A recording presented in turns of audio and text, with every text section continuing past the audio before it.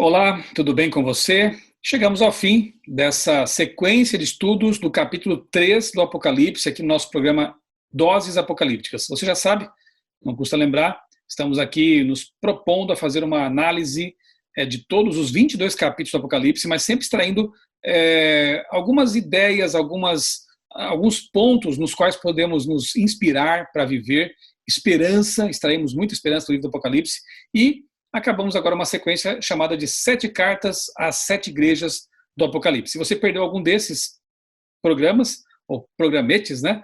Você pode aí no meu canal Michelson Borges, na playlist Doses Apocalípticas, encontrar todos eles. Já abordamos aqui o capítulo 1, fizemos ali 5 ou 6 programas, já abordamos o capítulo 2, começa com as 7 cartas, as 7 igrejas, 7 igrejas ali, no 3 também, elas terminam ali no 3, e agora estamos concluindo fazendo uma reflexão geral sobre essas 7 cartas aqui. E mais uma vez, eu recebo aqui com alegria o meu amigo, colega de trabalho, Felipe Lemos. Prazer, tudo bom, Michel? Tudo bem, amigos? Prazer falar aqui, fazer um grande resumo aí dessas 7 cartas, dessas 7 mensagens importantíssimas para a vida cristã. Muito bom. Não esqueça, hein? Apocalipse.com, tem muita coisa boa ali nesse site, compartilhe, aproveite os estudos que estão lá, vídeos, materiais muito bons. Felipe, vamos começar por um ponto aqui. A apostasia sempre rondou a igreja ao longo da história, a gente percebe isso lá no começo já, né? Lá em Éfeso já começava a aparecer alguma coisa complicada ali, a gente sabe que o gnosticismo sempre incomodou o cristianismo, né? Especialmente em sua origem.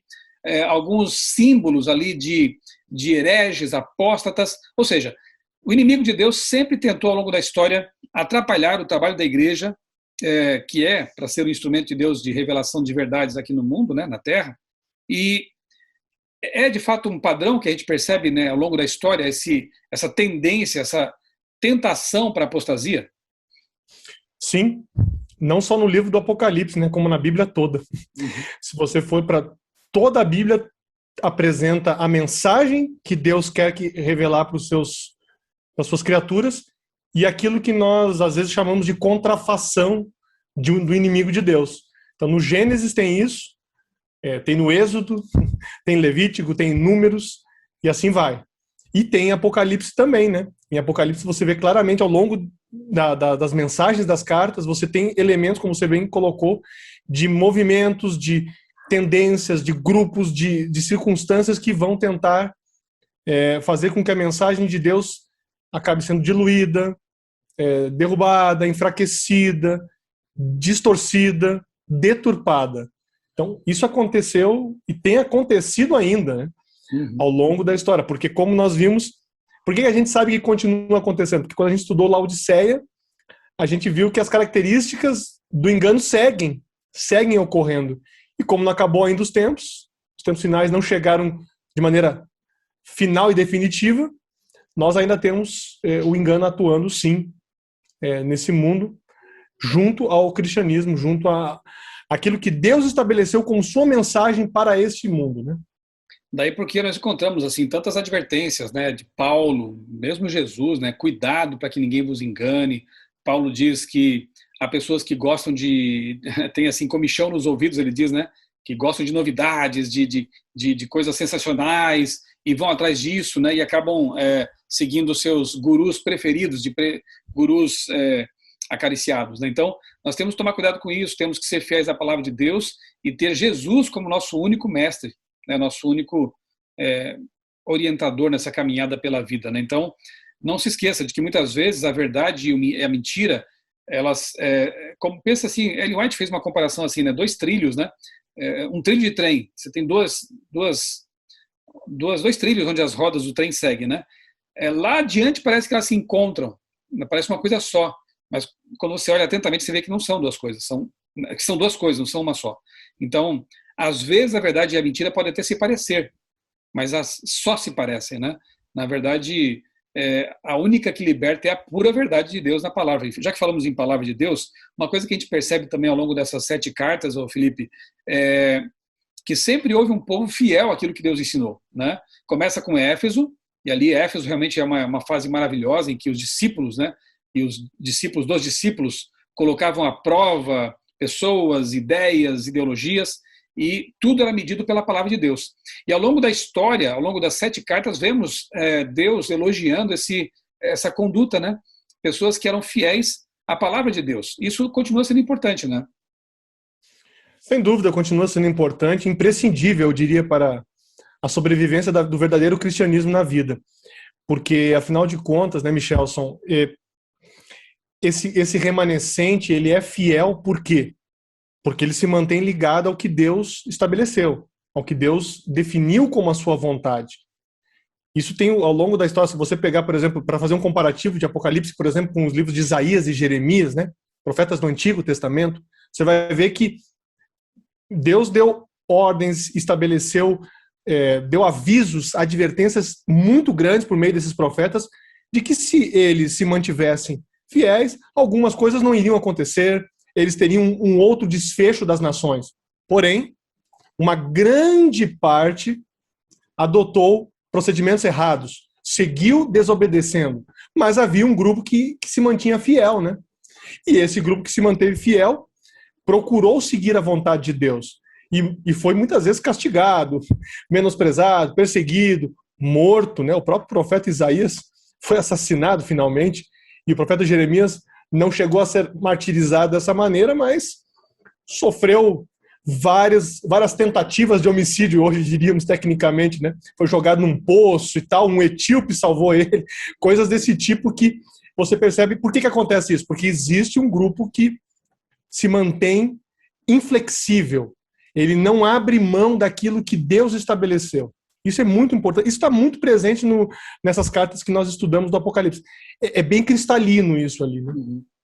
E é importante também perceber assim, as estratégias do inimigo, né?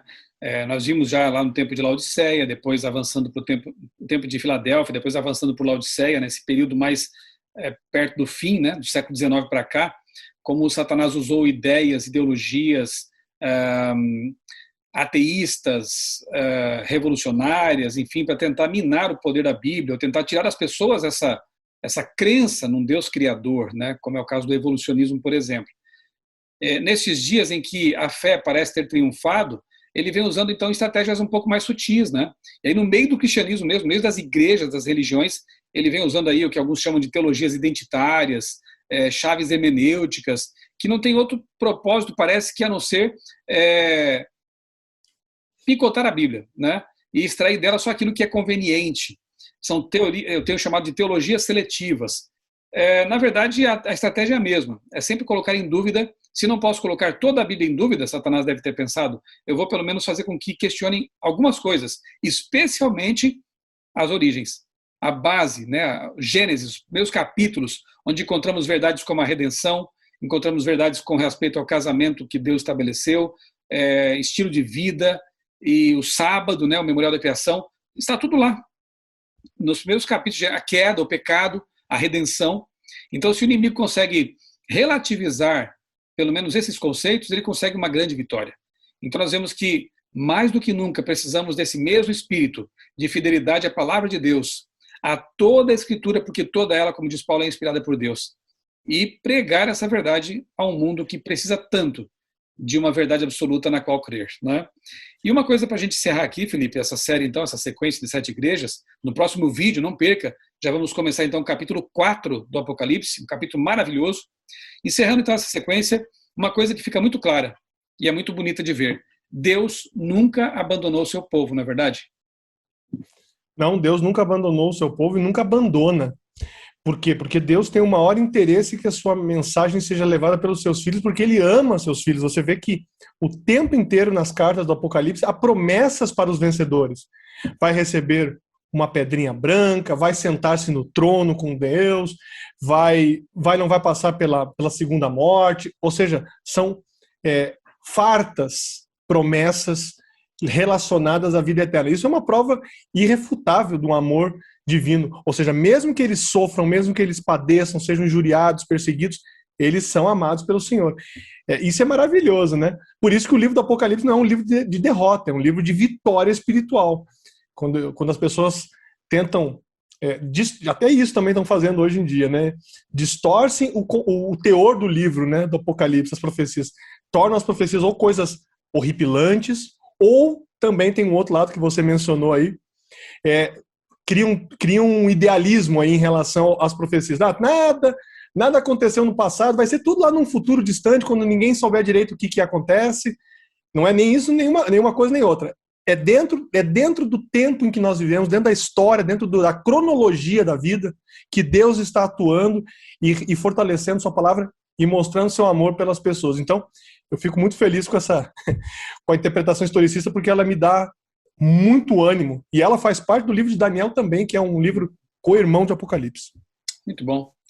Eu acho que é isso, né, Felipe? Extraímos assim, claro que não tudo, né? Há muito mais para ser visto, e fica aqui o convite para você, mais uma vez, entrar no site lá, apocalipse.com, ler livros como Uma Nova Era Segundo as Profecias do Apocalipse, do Dr. Maxwell, é um livro da CPB, cpb.com.br, ler o Comentário Adventista, né, que é uma literatura oficial da Igreja Adventista, é um dos volumes dele, aqui atrás tem os 9 volumes, né? Um dos volumes ali trata justamente de Filipenses a Apocalipse, então você pode ali encontrar também comentários verso por verso. É muito importante ter essa compreensão geral aí desses livros proféticos, até porque Ellen White mesma diz, né, que nunca antes na história da nossa igreja esses livros deveriam ser tão estudados como agora, à medida que nos aproximamos do desfecho dessa história. Eu deixo com você o convite que Jesus fez lá em Laodiceia, no vídeo anterior, né, que eu acho tão bonito. Diz assim: eis que estou à porta e bato. Se alguém ouvir a minha voz e abrir a porta, eu entrarei e cearei com ele. Então, Jesus quer entrar em sua vida, Jesus quer fazer morada aí com você, e basta você abrir a porta, ele fará isso, tá bom? Felipe, alguma palavra final aí para a gente encerrar então essa sequência? Eu só quero agradecer a Deus, por Deus demonstrar claramente na sua palavra, principalmente no livro do Apocalipse, seu cuidado por todos nós. E deixo a você, um amigo que está nos acompanhando, a forte motivação para que você continue estudando, se apegando a Deus. Pode ser que você até esteja vivendo momentos difíceis agora, mas não se esqueça. Como o Michelson trouxe essa promessa, eu reforço também ela, que diz assim, no final também do verso 21, né? Ao vencedor dar-lhe-ei sentar-se comigo no meu trono, assim como também eu venci e me sentei com meu Pai no seu trono.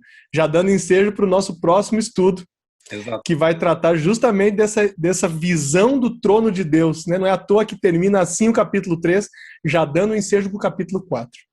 muito bom. Que Deus abençoe a sua vida, à medida que você vai se familiarizando com a palavra de Deus, que essas promessas também façam parte de sua vida, dos seus pensamentos, tá bom? Ajude a compartilhar esses vídeos aqui. Se não se inscreveu no canal ainda, por favor, faça isso. E que Deus abençoe grandemente a todos nós, sua vida, também a sua família.